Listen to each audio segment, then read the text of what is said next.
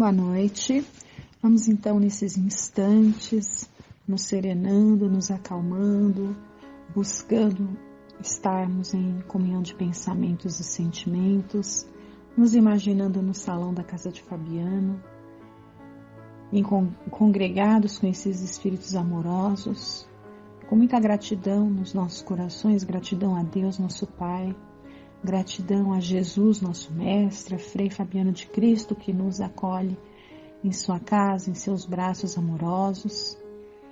Gratidão a todos esses espíritos amorosos que estão trabalhando no bem, no seu aperfeiçoamento pessoal e ajudando no nosso também. E assim todos juntos vamos elevando o pensamento a Deus com muita gratidão.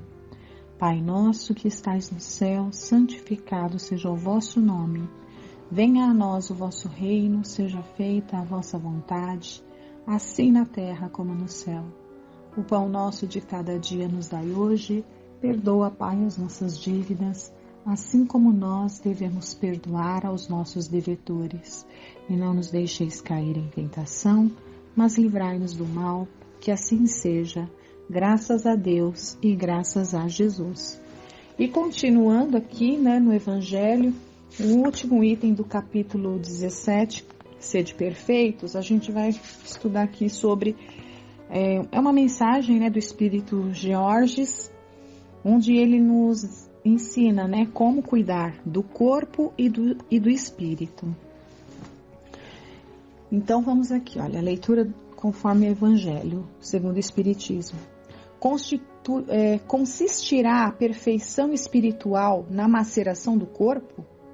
Para resolver esta questão, apoio-me em princípios elementares e começo por demonstrar a necessidade de cuidar do corpo, que, segundo as alternativas de saúde e doença, influi sobre a alma de maneira muito importante, pois temos de considerá-la como prisioneira da carne.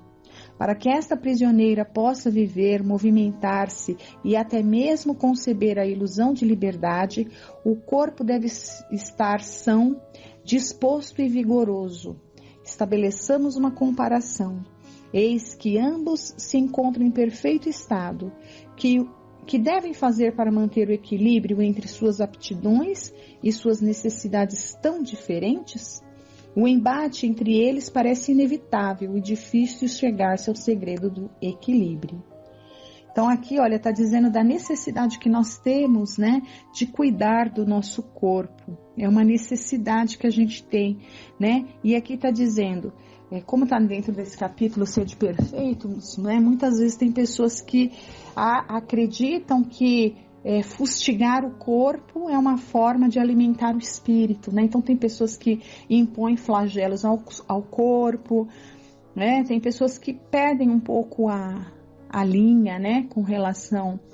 tem os jejuns, embora a ciência já mostre que o jejum é uma coisa que faz até bem para o corpo, Falando assim, cientificamente... Tem aí, tá até meio que na moda, mas não estou falando de jejum da moda não, mas se for fazer um estudo, ver o que a ciência fala, do estado de jejum, é algo que faz bem, dá um descanso para os nossos órgãos, vamos dizer assim, Então não faz mal. Mas quando a gente faz em sentido religioso, com aquela privação extrema, e morrendo de vontade, a gente, e fica ali morrendo de vontade, e quando termina o período do jejum, a gente vai lá e comete todo tipo de excesso, e aí perde todo o benefício, porque na verdade a gente entendeu o jejum, vamos pensar não como, o jejum do corpo é bom para a saúde do nosso corpo, mas o jejum espiritual, nos abster de vícios, o jejum para o corpo, nos abster do vício não vou nem falar, vício de comer, Uma coisa é a necessidade, outra coisa é o vício. E que a gente percebe que a gente tem se alimentado, a nossa alimentação tá mais, ultimamente, e as doenças vêm mostrar isso, o aumento das doenças aí provocadas pelo estilo de vida, vem provar que a gente tem aí ficado muito doente, porque a gente se alimenta mais por vício do que por necessidade mesmo, E falando no caso do jejum espiritual, a gente deveria também, né, promover esses momentos de descanso como um exercício para uma perfeição aí futura, né? A gente começar a lançar esses desafios de jejuar de maus pensamentos, né? De más palavras. Então seriam jejuns aí para o espírito. Então que a gente possa entender isso. 2 sistemas se defrontam neste caso: o dos ascetas, que desejam abater o corpo. Então ascetas são aquelas pessoas que vivem ali em plena contemplação, né, que tudo não tem os pés no chão, né, é aquelas pessoas que vivem ali com a cabeça achando que o mundo é só o mundo espiritual e nega totalmente o mundo material. E a gente tem estudado que é um equilíbrio, né, nós estamos no mundo material e temos as necessidades materiais, mas não é tudo céu ou terra, né, a gente tem que estar no meio termo. Então os ascetas são aqueles que querem negar que tudo que é da matéria, tudo que é do mundo material, né? Até colocando como essas coisas fossem algo que se contrapõe aí a uma elevação espiritual, que a gente sabe que não tem nada a ver. Estamos no mundo material e temos que viver e atender às necessidades da matéria, né? Porém, com as moderações necessárias. Então, esses são os ascetas, né, que desejam abater o corpo, e os materialistas, que querem diminuir a alma. Então, são 2 extremos, né? Então, já os materialistas é o contrário, não estão nem aí para cuidar do espírito, né? E só estão ali, né, cuidando excessivamente das satisfações do corpo físico, do corpo material e do mundo material.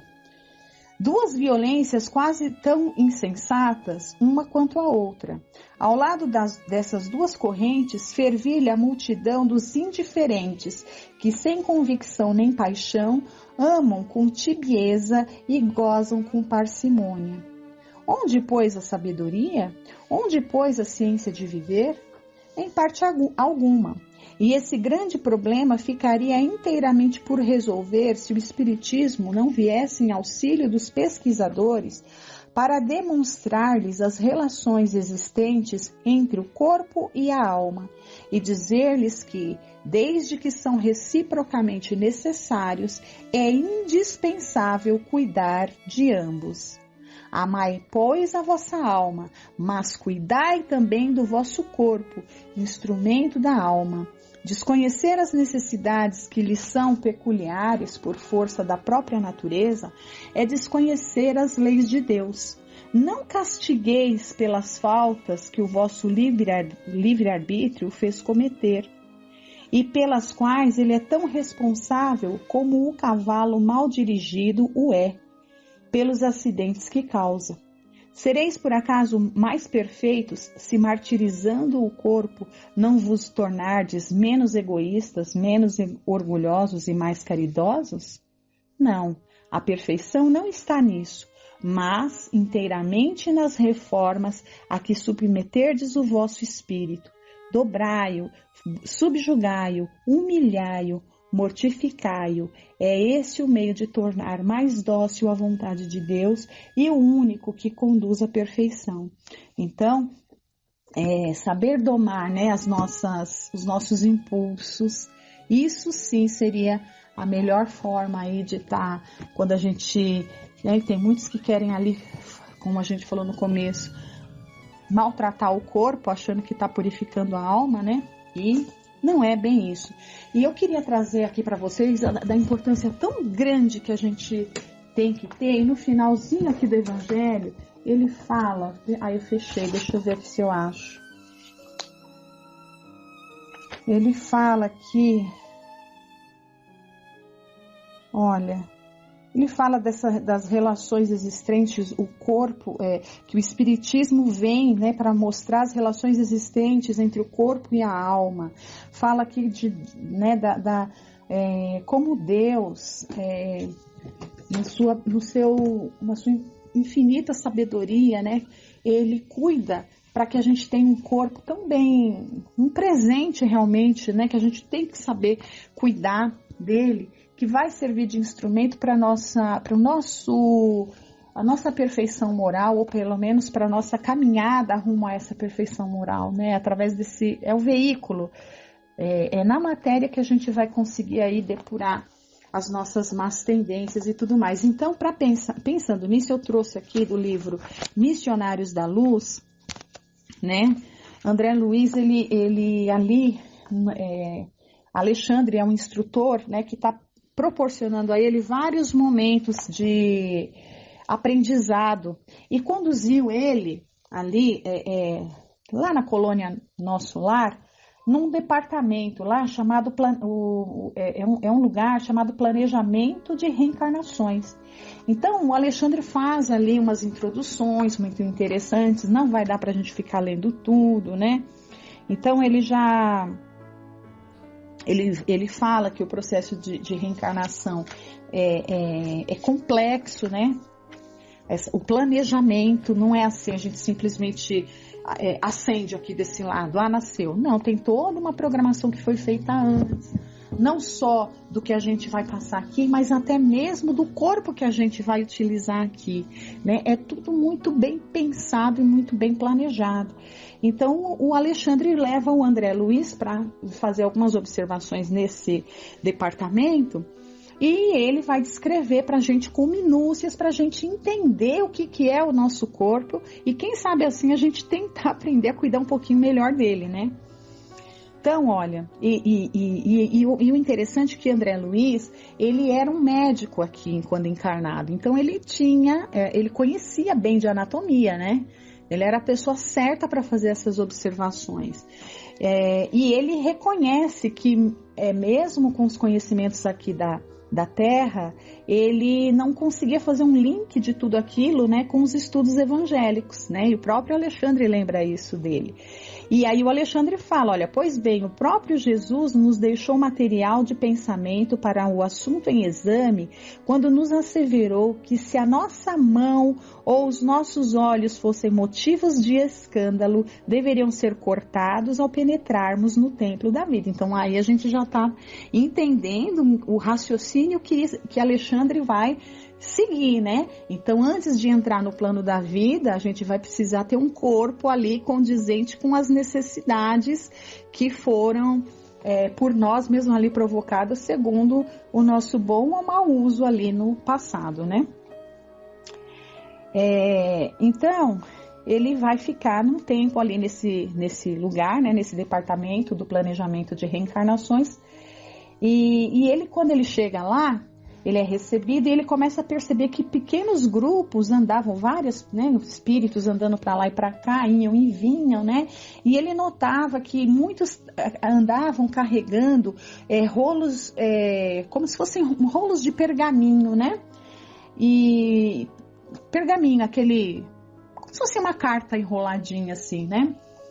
E ele ficou assim observando, e aí o Alexandre explica para ele, fala assim, olha, os rolos brancos que conduzem, né, essas pessoas, são pequenos mapas de formas orgânicas elaborados por orientadores do nosso plano, especializados em conhecimentos biológicos da existência terrena, conforme o grau de adiantamento do futuro reencarnante e de acordo com o serviço que lhe é designado no corpo carnal, é necessário estabelecer planos adequados aos fins materiais.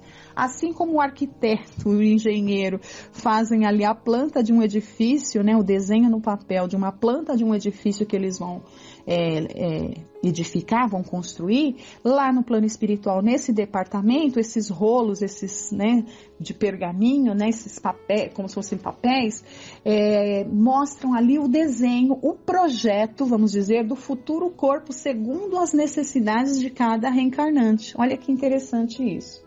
E o André Luiz pergunta sobre a lei da hereditariedade. E o Alexandre diz, funciona com inalienável domínio. Então, né, sobre todos os seres da evolução. Não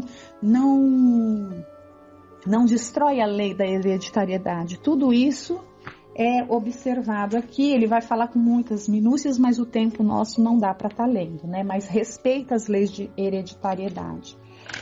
E mais para frente, olha que interessante, ele entra num outro gabinete ali desse departamento e ele vê ali, olha, não longe de nós, em luminosos pedestais, descansavam duas maravilhas de estatuária, a figuração delicada de um corpo masculino e outro modelo feminino, singularmente belos pela perfeição anatômica, não somente da forma em si, mas também de todos os órgãos e as mais diversas glândulas. Através de disposições elétricas, ambas as figurações palpitavam de vida e calor, exibindo eflúvios luminosos, quais os homens e mulheres mais envolvidos na esfera carnal. Ou seja, havia dois protótipos de corpo, um masculino e outro feminino, não estavam animados por espírito, porém um corpo de matéria fluídica ali no mundo espiritual, né? Um corpo perfeito ali, com tudo que um corpo humano tem, tudo ali, né? Em plena atividade, porém sem a animação de um espírito. Eram protótipos ali para observação e estudo. Então André fica assim extasiado quando ele observa aqueles protótipos, e ele, como era médico, ele começa a observar com minúcia tudo aquilo ali, né? Então olha só, aqui deixa eu ler uma parte importante. O Alexandre fala para ele que talvez ele não conhecesse bastante, né, o corpo humano com tanta minúcia. E ele fala, é verdade, né, não conhecia dessa forma, com esses detalhes que ele está vendo. Ele confessa que, como médico, ele não conhecia, né? E aí, olha, o Alexandre fala: o corpo físico na crosta planetária representa uma bênção de nosso Pai. Constitui primorosa obra da sabedoria divina, em cujo aperfeiçoamento incessante temos nós a felicidade de colaborar. Quanto devemos à máquina humana pelos seus milênios de serviço a favor de nossa elevação na vida eterna? Nunca relacionaremos a extensão de semelhante débito. Então, Alexandre fala o quanto a gente tem que ser grato a Deus e quanto a gente deve cuidar do nosso corpo, né? E fixando os modelos que me provocavam assombro, né? O Alexandre continua: todo o nosso zelo no serviço de reencarnação permanece muito aquém do quanto deveríamos realizar em benefício do aprimoramento da máquina orgânica. Então, a gente ainda está muito longe, né, de ter a compreensão do que é o nosso corpo físico. A gente maltrata tanto pelos excessos, pela forma errada como a gente se alimenta, pelas substâncias tóxicas que a gente, em busca do prazer, coloca, pela forma complicada e às vezes, né, doentia, como a gente usa o nosso corpo ali em alguns abusos, né? Então a gente ainda não tem uma noção. E o André Luiz começa a contemplar os moldes, né? E ele vai percebendo aqui, olha, tudo, as minuciosidades, né? As fibras, a musculatura, as pálpebras, lábios, peitoral, circulação linfática e sanguínea, os vasos, os órgãos, o sangue, né? Tudo. Ele olha também o corpo feminino, né? E aí ele observa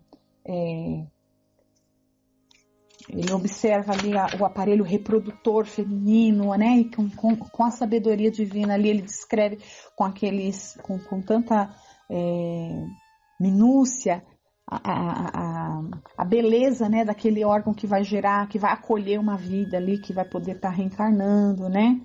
E aí ele vai mais lá para frente, ele chega num outro departamento chamado Pavilhões de Desenho, que é bem interessante. Então ali as pessoas que todos nós, né, que temos essa condição já, né, porque tem aqueles que são conduzidos em reencarnações compulsórias e ainda não adquiriram essa condição de estar participando, não tem essa lucidez para estar participando, né, de um projeto com essa condição lúcida de entender que vai precisar ter alguma deformidade ali, talvez no corpo, né, por conta de alguma situação. Então, esses que ainda não têm essa condição, quem faz esses mapas são os seus anjos da guarda, espíritos numa condição melhor, né? Mas aí ele vê aqui, né, alguns espíritos que já têm essa condição, que estão ali preparando o seu mapa conforme a necessidade do seu aprendizado, né? Eles já vão ali colocando o corpo com a necessidade da sua forma física futura, inclusive com uma estimativa mais ou menos de tempo, né, que esse corpo vai durar. No caso um dos exemplos aqui, né, mais ou menos 70 anos, né, e que conforme ele bem ou mal cuide desse corpo, o propósito dele é voltar como um completista, que é coisa para a gente estudar em outra oportunidade, que seria um completista. Aquela pessoa que completa todo o período, né, que foi desenhado, que foi planejado da sua reencarnação sem antecipar, né? Não só pelo suicídio direto, mas também pelo indireto. Então, que a gente aprenda, né, a cuidar do nosso corpo com amor, com carinho, com respeito, com louvor a Deus, né, como sendo o nosso templo sagrado, o nosso corpo, para que a gente volte como verdadeiros completistas. Que Jesus esteja com todos nós. E uma boa semana a todos. Vamos ficar agora com a segunda parte, livro.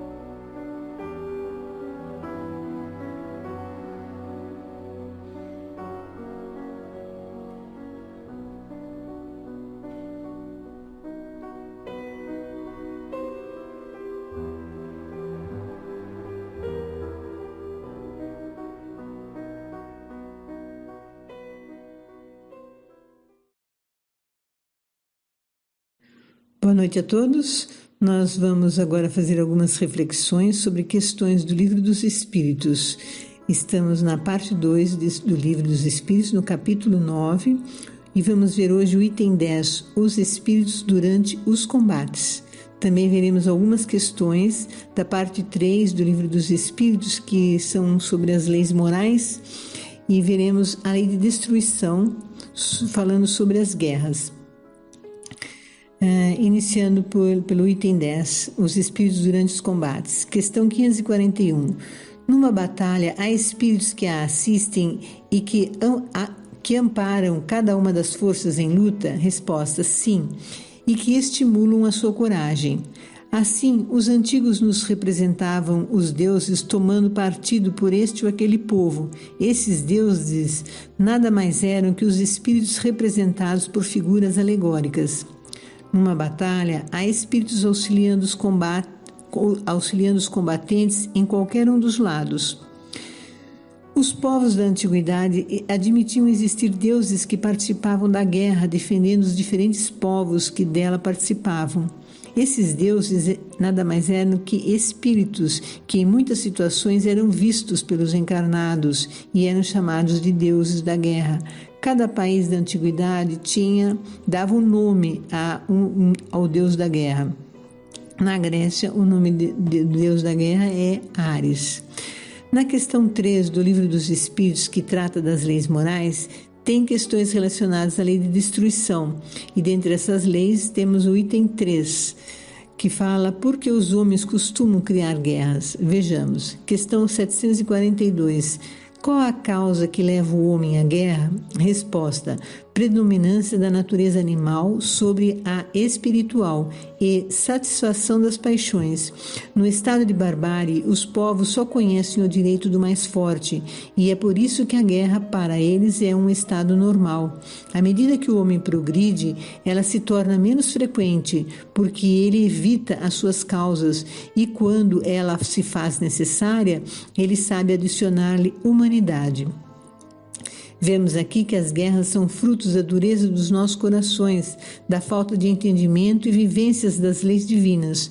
No decorrer dos séculos, o homem vai aprendendo as leis de Deus, que elas são sábias, e as guerras vão diminuindo no decorrer do tempo. Não faz muito sentido vermos os habitantes de outro país como inimigo, pois se hoje nascemos num país, em outra existência podemos nascer em outro, talvez até naquela nação que momentaneamente consideramos como inimiga. Questão 542. Numa guerra, a justiça está sempre de um lado. Como os espíritos tomam partido a favor do errado? Resposta: sabeis perfeitamente que há espíritos que só buscam a discórdia e a destruição. Para eles a guerra é a guerra, a justiça da causa pouco lhes importa. Assim como até hoje existem encarnados que gostam de participar de guerras, há espíritos que também gostam de participar dela. Não se importam muito pela causa da guerra, mas pela ação. Há aqueles que sentem prazer em vir a discórdia e a destruição. Criam todo tipo de dificuldades a quem quer que seja, até mesmo países. No livro Nosso Lar, enquanto André Luiz conversa com Lísias e por meio de um aparelho semelhante a uma TV, eles recebem a informação de que está para iniciar uma guerra aqui na Terra entre os encarnados. Era o início da Segunda Guerra Mundial. E o trabalhador da colônia espiritual, chamada Moradia, estava pedindo ajuda para combater as possibilidades de instalar uma nova guerra. E em um desses apelos, o locutor diz: continuamos a irradiar o apelo da colônia em benefício da paz na terra. Nevoeiros pesados amontoam-se ao longo dos céus da Europa. Forças tenebrosas do umbral penetram em todas as direções, respondendo ao apelo das tendências mesquinhas do homem. Há muitos benfeitores devotados lutando com sacrifícios em favor da concórdia internacional nos gabinetes políticos. Então vemos que há espíritos amorosos em todos os setores da sociedade trabalhando para a paz e o progresso das nações, para o progresso da humanidade terrestre. A paz, porém, depende dos encarnados estarem firmes em manter os pensamentos na paz e no progresso de todas as nações, porque há espíritos no umbral dispostos a criar discórdias onde houver possibilidades. Se os homens estão voltados para a paz, as influências negativas não terão efeitos aqui. Nós, atualmente, estamos vivenciando uma pandemia. As dificuldades surgem em todas as situações econômicas, sociais, científicas e políticas. Ficamos mais vulneráveis e aumenta as possibilidades das influências negativas, piorando ainda mais a situação que já é difícil. Surge muita insegurança, medos e incertezas quanto ao futuro. Há ousadias, descuidos, falta de comprometimento social. Nesse momento, precisamos fazer a nossa parte como cidadãos e irmãos diante de Deus, cumprindo os cuidados necessários. O uso da máscara, vacinação, o uso do álcool gel na higiene das mãos, são medidas que contribuem para a saúde da própria pessoa e das pessoas com as quais convivemos ou encontramos pelo caminho.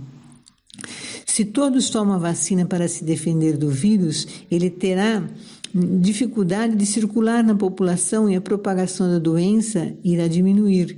E aqueles que ficarem doentes terão sintomas mais leves e, se precisarem de internação, haverá leitos vazios nos hospitais e médicos em número suficiente para o atendimento. Mas isso depende de todos nós. Cada um precisa fazer a sua parte. Isto auxilia a própria pessoa e a todos os outros. Diante desta situação, com muitas incertezas, corremos o risco de sermos influenciados por espíritos que querem prejudicar o progresso espiritual da humanidade. Afinal, estamos numa fase de transição.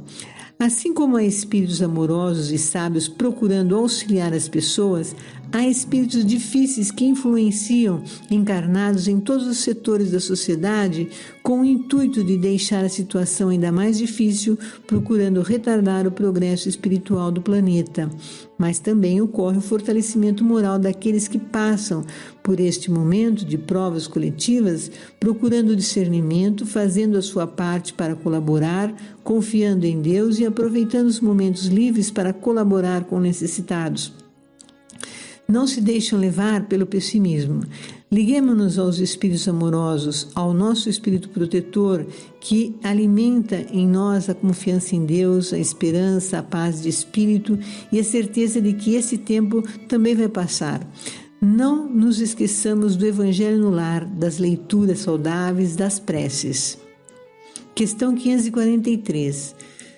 Certos espíritos podem influenciar o general na concepção dos seus planos de campanha? Resposta: sem dúvida, os espíritos podem influenciá-lo nesse sentido, como em todas as concepções. Questão 544. Os maus espíritos poderiam suscitar-lhe planos errados com vistas à derrota? Resposta: sim, mas não tem ele o seu livre-arbítrio? Se o seu raciocínio não lhe permite distinguir uma ideia certa de uma falsa, terá de sofrer as consequências e faria melhor em obedecer do que em comandar.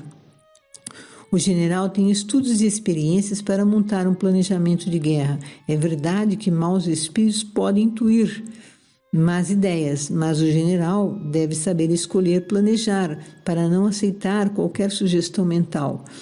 Caso contrário, um povo pode ser prejudicado e ele aumenta suas provas. Questão 545.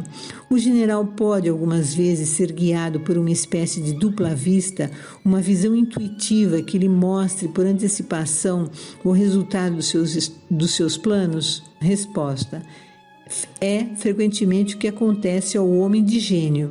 É o que ele chama inspiração e lhe permite agir como uma espécie de certeza. Essa inspiração lhe vem do espírito que o dirige, dos espíritos que o dirigem e se servem das faculdades de que ele é dotado. Sim, aquele que se empenha no seu trabalho com estudos e planejamentos pode desenvolver a dupla vista. Neste estado, ele consegue ver com certa clareza o seu planejamento, ocorre certo desprendimento do corpo nessa tarefa e recebe auxílio de espíritos que desejam auxiliar.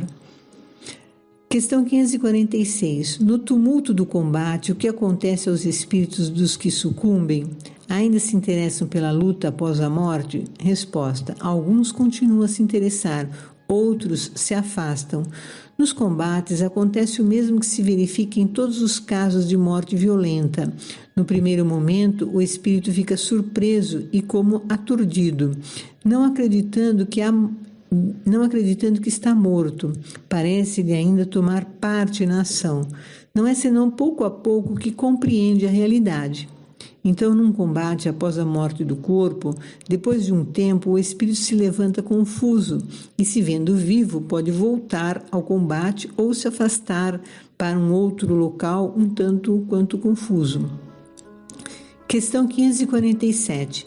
Os espíritos que se combatiam quando vivos após a morte se reconhecem como inimigos e continuam ainda excitados uns contra os outros? Resposta: nesses momentos o espírito jamais se mostra calmo.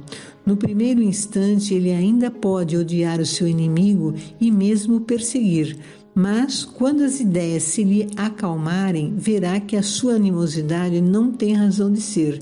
Não obstante, poderá ainda conservar resquícios maiores ou menores, de acordo com o seu caráter.